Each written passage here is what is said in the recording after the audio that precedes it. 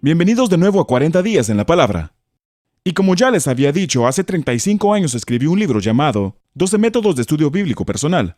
Y lo que estamos haciendo en esta serie es enseñándote el primer método, el más simple, llamado el método de estudio bíblico devocional. Es el que haces diariamente en tu tiempo a solas con Dios. Y te estoy enseñando las 6 diferentes maneras de meditar en las Escrituras. Ahora, en la primera sesión vimos el método que recibe su nombre de pronunciar el texto. Enfatizar en diferentes palabras, esa es una forma de meditar. Y luego, la semana pasada, vimos el de visualizar el texto. Y eso es visualizarte a ti mismo en la situación, y visualizarte a ti mismo es otra manera de meditación en un texto en particular. Ahora, en esta sesión te voy a enseñar mi método favorito de la meditación bíblica, el cual he llamado probarlo.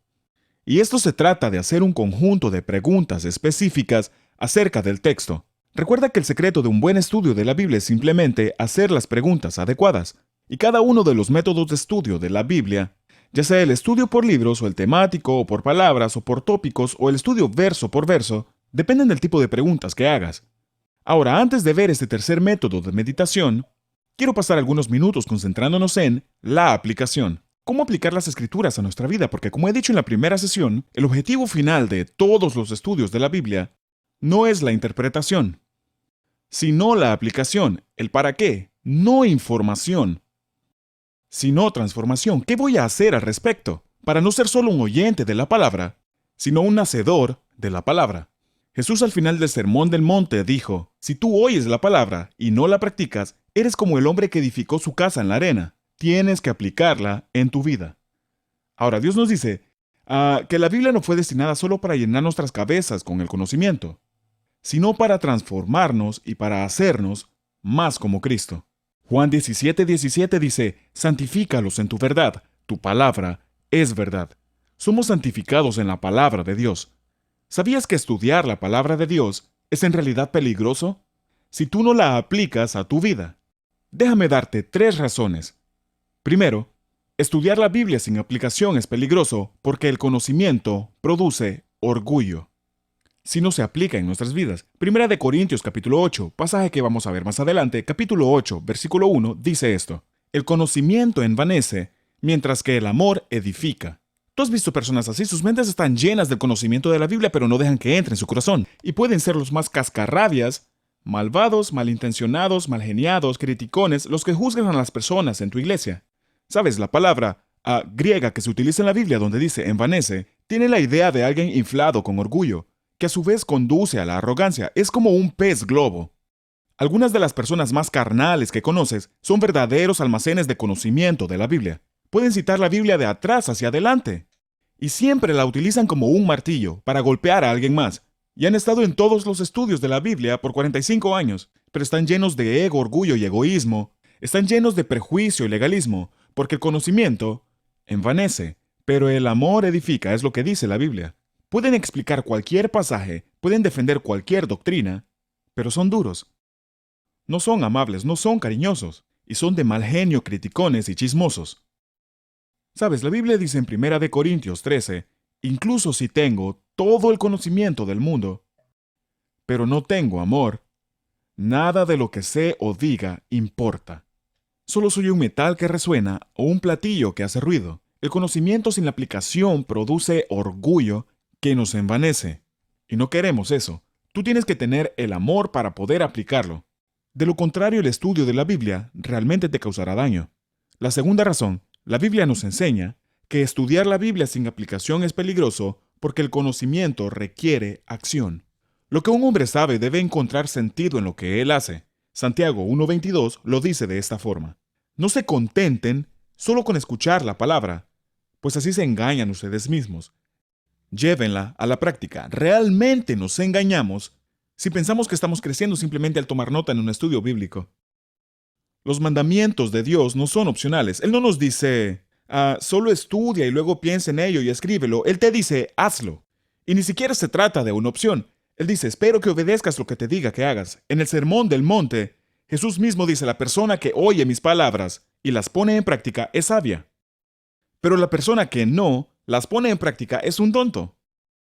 El rey David en el Antiguo Testamento es conocido como un hombre conforme al corazón de Dios. ¿Por qué? debido a que aplicaba la palabra de Dios en su vida y practicaba lo que sabía. Aquí está lo que él dice. Él dice en Salmo 119, me he puesto a pensar en mis caminos y he orientado mis pasos hacia tus estatutos. Me doy prisa, no tardo nada para cumplir tus mandamientos. Ahora, la tercera razón por la cual estudiar la Biblia sin aplicación es peligroso es porque el conocimiento aumenta la responsabilidad. Ahora, la Biblia dice, así que comete pecado todo el que sabe hacer el bien y no lo hace. En otras palabras, con un conocimiento más profundo de las Escrituras viene un juicio más fuerte si no se aplicó. Cuando comienzo a estudiar la Biblia, Dios comienza a mostrarme áreas de mi vida que necesitan cambiar, y me llama cada vez a una responsabilidad mayor y mayor. Ahora bien, si tú no estás planeando en aplicar las lecciones que recibes de tu estudio de la Biblia, quiero ser honesto contigo, te estás preparando para graves problemas. Vamos a repasar. El conocimiento requiere una acción, el conocimiento aumenta la responsabilidad, y el conocimiento produce orgullo si no lo aplicas. ¿Por qué no lo hacemos? ¿Por qué no aplicamos las Escrituras? Te diré por qué. Es porque es difícil. Verás, es trabajo duro. La aplicación no sucede por accidente. Y voy a tener que enseñarte cómo aplicar las Escrituras a tu vida. Y hay una serie de razones por las cuales es difícil, y una de ellas es que la aplicación requiere pensar con seriedad. A veces no entiendo la aplicación inmediatamente. Tengo que pensar en ella, tengo que meditar en ella. Lleva su tiempo, se necesita pensar. Una segunda razón por que la aplicación es difícil es porque Satanás lucha, de hecho combate viciosamente.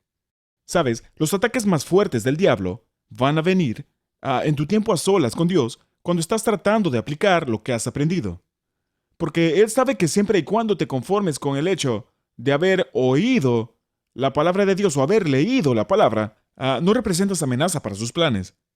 Pero tan pronto como tomes en serio hacer algunos cambios en tu vida, Él hará hasta lo imposible contra ti. Porque Él odia a los hacedores de la palabra y te permitirá estudiar la Biblia y leer todo lo que quieras siempre y cuando no te hagas preguntas como, ahora, ¿qué voy a hacer con lo que he aprendido? Así que va a luchar. Y hay una tercera razón por la que la aplicación es tan difícil. Y es porque, naturalmente, nos resistimos al cambio. ¿Alguien quiere levantar la mano en eso? Quiero decir, todos estamos de acuerdo. No nos gusta cambiar. Pero como ya he dicho, el propósito principal de Dios en la Biblia es para que cambiemos. Y ahí está el conflicto. Dios quiere cambiarnos para que seamos más como Jesús, pero no nos gusta cambiar. Y la clave para cambiar la vida es la aplicación de la palabra de Dios. Y debido a nuestra resistencia natural al cambio, tenemos una resistencia natural a la aplicación de la palabra de Dios. Es por eso que iglesias e iglesias e iglesias ofrecen interpretación. Y la gente puede estudiar todos los antecedentes bíblicos y todas las palabras y conocer a todos los personajes y todas las doctrinas y todavía vivir una vida carnal. Oh, claro, estamos más felices de que se apliquen a la vida de otras personas, pero podemos ser muy lentos cuando se aplica en la nuestra. Estamos muy bien al ver la espiga en el ojo de alguien más, pero tenemos problemas al ver la viga en nuestro propio ojo. Aplicar el estudio de la Biblia es un acto voluntario que conduce a la madurez espiritual. Tú eliges obedecer las Escrituras. Tenemos que pedirle al Espíritu Santo que nos dé la fuerza, porque no tenemos la fuerza por nuestra propia cuenta para obedecer. Solamente podemos obedecer, solo podemos tener fe en la fortaleza que el don gratuito de Dios nos da. Pero también oramos y pedimos a Dios que esa fortaleza y la determinación y la fuerza de voluntad realicen presión para aplicar la verdad y se efectúen los cambios que Él quiere hacer en nosotros. ¿Cómo se hace eso? ¿Cómo aplicas las Escrituras a tu vida? Ahora quiero que escribas lo siguiente. Al leer el texto, debes hacerte 3 preguntas.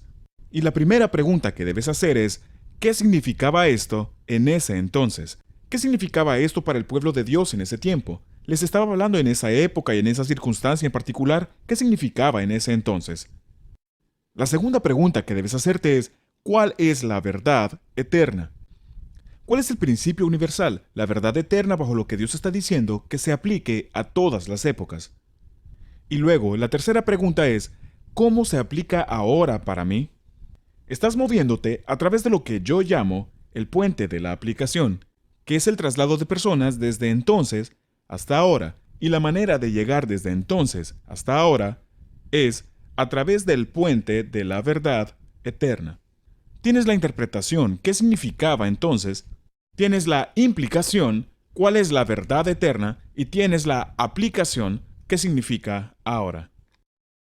Ahora, el reto en el estudio de la Biblia es descubrir las verdades eternas que nunca van a cambiar detrás de las historias y de las parábolas y de la poesía en las escrituras, y luego aplicarlas en un mundo que siempre está cambiando. La palabra nunca cambia, el mundo siempre cambia. Y tú construyes este puente entre entonces y ahora con el puente de la aplicación. Ahora déjame darte un ejemplo. De hecho, permíteme demostrártelo volviendo a Primera de Corintios 8. Recuerda 1:8 donde empezamos la sesión. El conocimiento envanece, pero el amor edifica.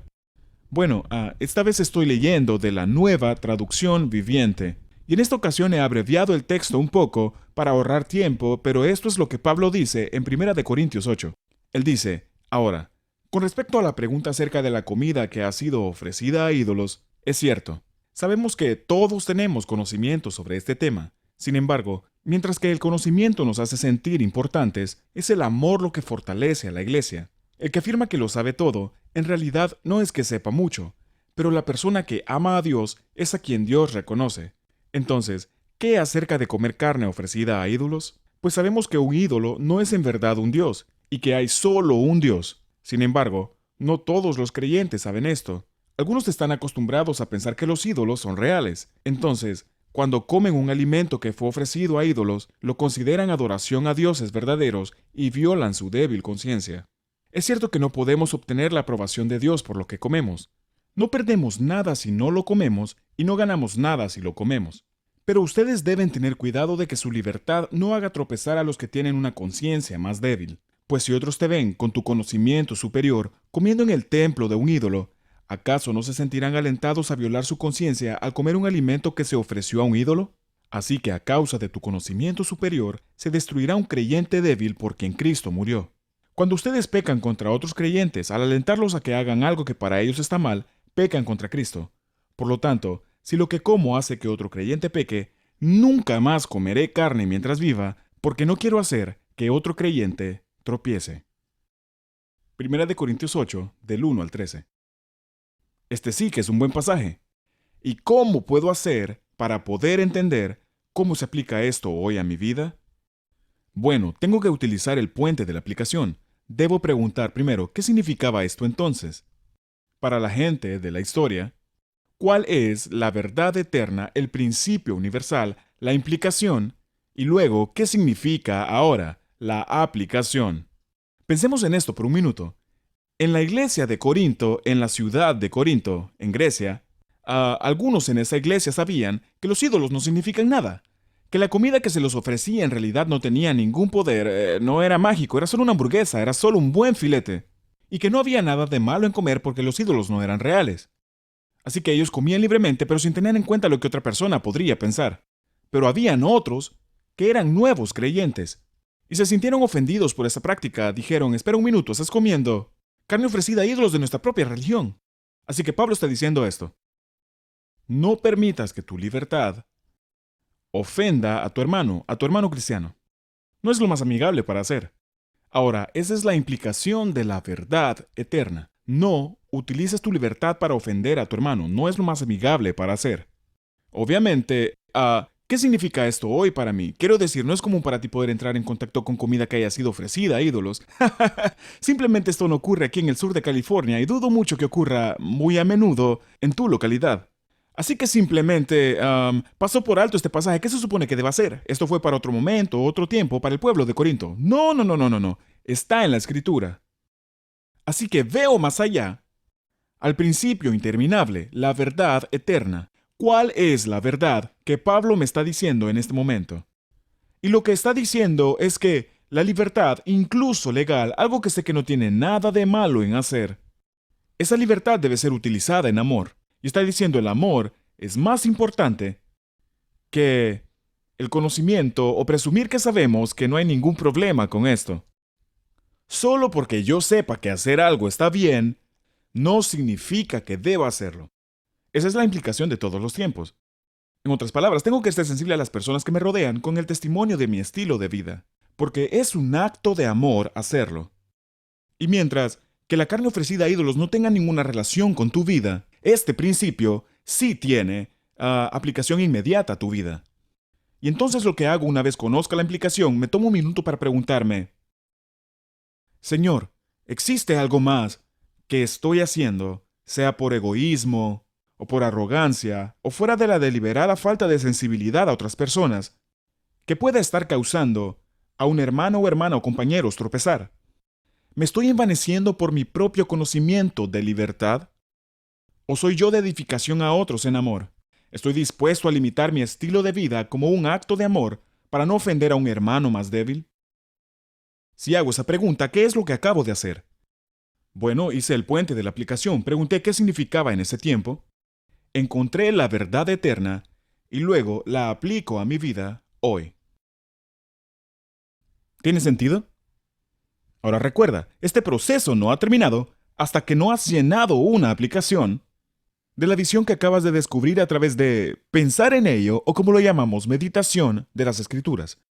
Entonces escribes una aplicación, algo que me proponga hacer, sed hacedores de la palabra, no solo oidores. Escribir tu aplicación en papel te ayudará a ser específico. Cuanto más lo escribas, más específico serás. Si no escribes algo, vas a olvidarlo. Y esto es particularmente necesario cuando se trata de verdades espirituales. Si no puedes describirlo en un papel, como dije antes, no puedes decir que realmente pensaste en ello. Ahora, en esta sesión voy a enseñarte un tercer método de meditación que yo llamo probarlo. Ya has aprendido a visualizarlo, has aprendido a pronunciarlo y ahora aprenderás a probarlo. Y lo que quiero decir con este término que acabo de mencionar es que pruebas el texto con preguntas.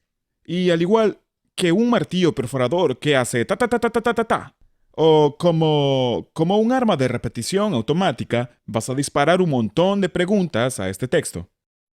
Ahora, tú sabes cuánto me encanta usar acrósticos cuando enseño, si has estado en cualquiera de los estudios anteriores, porque son una gran herramienta para memorizar. Y el que te voy a decir a continuación es uno de los acrósticos más extraños que alguna vez se me haya ocurrido. Y por el hecho de ser tan extraño, te garantizo que no lo vas a olvidar. Y es por la singularidad y por el tipo de idea de ese acróstico que estoy seguro que va a quedarse en tu mente. Y esta es la palabra, papá me ves. Ahora voy a pedirle a todo el mundo que repita conmigo, papá me ves. Solo basta con pensar en un niño que desea que su padre le preste atención. No tiene nada que ver con el texto, por eso dije que era extraño de hacerlo. Ahora, papá me ves representa las maneras de probar el texto. Y cada una de las palabras de este acróstico, papá me ves, es una pregunta que puedes aplicar a la escritura. Y son 9 preguntas que a continuación quiero que puedas saber. Y si logras memorizar, papá me ves, entonces las vas a tener a tu disposición el resto de tu vida. Ahora escribe las siguientes letras: P-A-P-A-M-E-V-E-S. La letra P representa ¿hay algún pecado para confesar? Miro la escritura y pregunto, ¿hay algún pecado para confesar? ¿Necesito yo hacer algo para estar bien con Dios? ¿Me ha hecho esto consciente de algún pecado del cual debo hacer algo al respecto? La letra A representa, ¿hay alguna actitud para cambiar? Siempre puedo encontrar en la Biblia alguna actitud que necesito cambiar. Algo de lo que tengo que pensar diferente, sentir diferente o actuar diferente. Estoy dispuesto a trabajar en una actitud negativa, preocupación, culpa, miedo, soledad, amargura, ego, orgullo, ya sabes, la apatía. ¿Hay algún pecado para confesar? ¿Hay alguna actitud para cambiar? La letra P representa, ¿hay alguna promesa para reclamar? Sabes, hay más de 7,000 promesas en la Biblia. Y tú te preguntas, ¿es esta una promesa universal que Dios ha dado a todo el mundo? He cumplido las condiciones para esa promesa de Dios. Recuerda que toda promesa tiene una premisa. Y Dios dice, si tú haces esto, yo hago esto otro. Y si tú haces aquello, yo hago aquello otro. Hay una premisa para cada promesa. Entonces, hay un pecado para confesar, una actitud para cambiar, o una promesa para reclamar en este versículo. La segunda letra A representa, ¿hay algo para alabar a Dios? Siempre quiero encontrar algo en mi estudio bíblico de lo que pueda agradecer a Dios. Tú siempre puedes encontrar algo en un pasaje para agradecerle y alabar a Dios. Tal vez algo que ha hecho por ti, algo de lo que te ha protegido, Puede también ser algo o alguien que Él ha traído a tu vida. Siempre puedes encontrar algo en el texto para estar agradecido. La letra M en Papá Me Ves representa: ¿hay algún mandamiento para obedecer?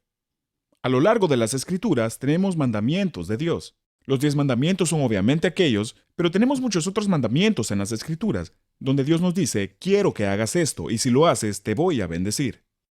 Y tengo que hacerme la pregunta: ¿hay algún mandamiento para obedecer, sin importar cómo me sienta?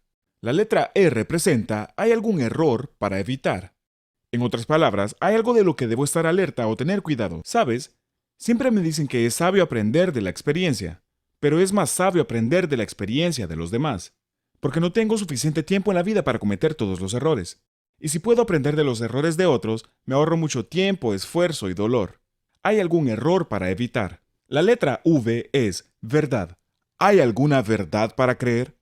Muchas veces en la Biblia hay cosas de las cuales no puedo hacer nada al respecto, solo tengo que creerlas. Entonces te preguntas: ¿qué es lo que tengo que creer aquí? ¿Una verdad acerca de Dios el Padre? ¿O una verdad acerca de Jesús? ¿Acerca del Espíritu Santo? ¿Acerca del futuro? ¿Acerca del pasado? ¿O una verdad acerca de mí? ¿Una verdad acerca del cielo o del infierno? ¿O de cualquier otra enseñanza? Hay algo acerca del carácter de Dios, de su propósito, algo que yo no había visto antes, una verdad para creer. La letra E representa ejemplo. ¿Hay algún ejemplo a seguir? Y al leer las Escrituras me pregunto: ¿hay algún ejemplo positivo en esta historia que tengo que seguir? ¿O existe algún ejemplo negativo en esta que tengo que evitar? En otras palabras, ¿qué puedo aprender de la vida y las acciones de esta persona de quien acabo de leer? Si leo sobre Sansón, hay algunas cosas que debo hacer y otras que no debo hacer. Si leo sobre David, debo hacer unas cosas, pero no otras. Y finalmente, la letra S, que representa súplica. ¿Hay alguna súplica para orar? ¿Sabías que hay muchas oraciones en la Biblia? Y están todas escritas. Pablo ora, David ora, Salomón ora, Elías, Isaías también ora. ¿Sabías tú que puedes suplicar estas oraciones y van a ser respondidas porque están bajo la voluntad de Dios en la Biblia? Así que me pregunto: ¿hay alguna súplica para orar? Y tú puedes simplemente tomar esta súplica y orarla nuevamente a Dios. Vamos a hablar de esto en la próxima sesión. ¿Hay algo que puedo suplicar y orar, sobre todo cuando leo los salmos, porque muchos de los salmos son oraciones que podemos hacer? Ahora, esto es Papá Me Ves. Vamos a decirlo en voz alta con rapidez, ¿está bien? Puedes ver tus notas. Vamos a decirlo juntos. P. ¿Hay algún pecado para confesar? A. ¿Hay alguna actitud que cambiar? P. ¿Hay alguna promesa para... ¿qué? Reclamar. A. ¿Hay algo para alabar a Dios? M. ¿Hay un mandamiento para obedecer? Ahora la E. ¿Hay algún error para evitar? ¿Hay alguna verdad para creer? ¿Hay algún ejemplo a seguir? Y la letra S, ¿hay alguna súplica para orar? Ahora, esto es lo que quiero que hagas. Quiero que en la parte frontal de tu Biblia escribas los 3 primeros métodos de meditación. Escribe el de pronunciarlo, también escribe el de visualizarlo y escribe el de probarlo, y también escribe Papá Me Ves en la primera página de tu Biblia para que siempre que la abras no se te olvide leerla y puedas ir a través de esa lista que estará allí en tu Biblia.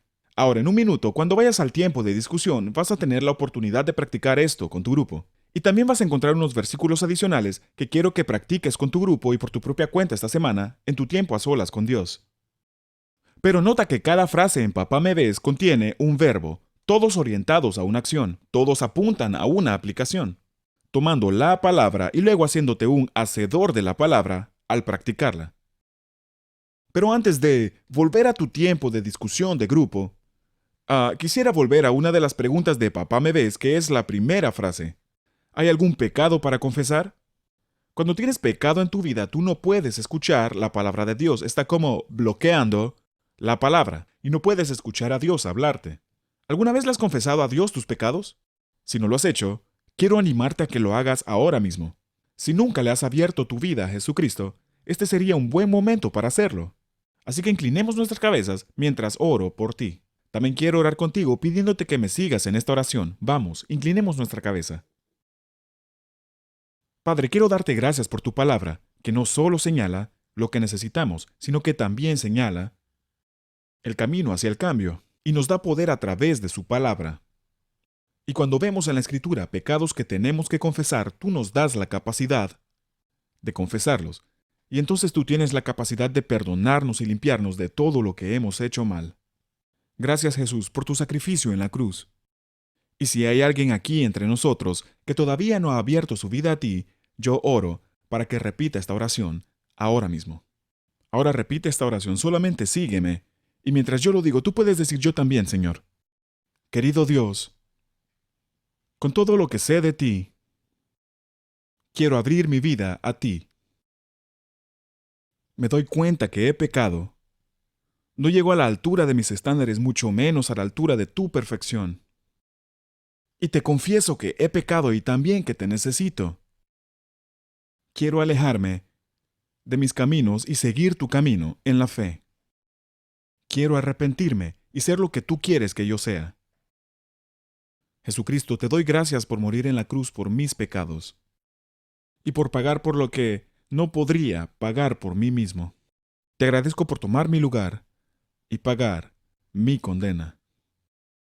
Te pido que entres a mi vida y en fe te recibo. Ahora pongo mi fe en tu gracia y quiero seguirte de ahora en adelante. En tu nombre oro. Amén. Si hiciste esta oración y la crees en tu corazón, felicidades. Si esta es la primera vez que abres tu corazón a Jesús, esto es lo que tienes que hacer. Dile a alguien en tu grupo pequeño. No termines esta sesión sin contarle a alguien que has cruzado esa línea y abriste tu corazón a Jesucristo. Y si hiciste esto y lo crees con todo tu corazón, yo te digo, bienvenido a la familia de Dios.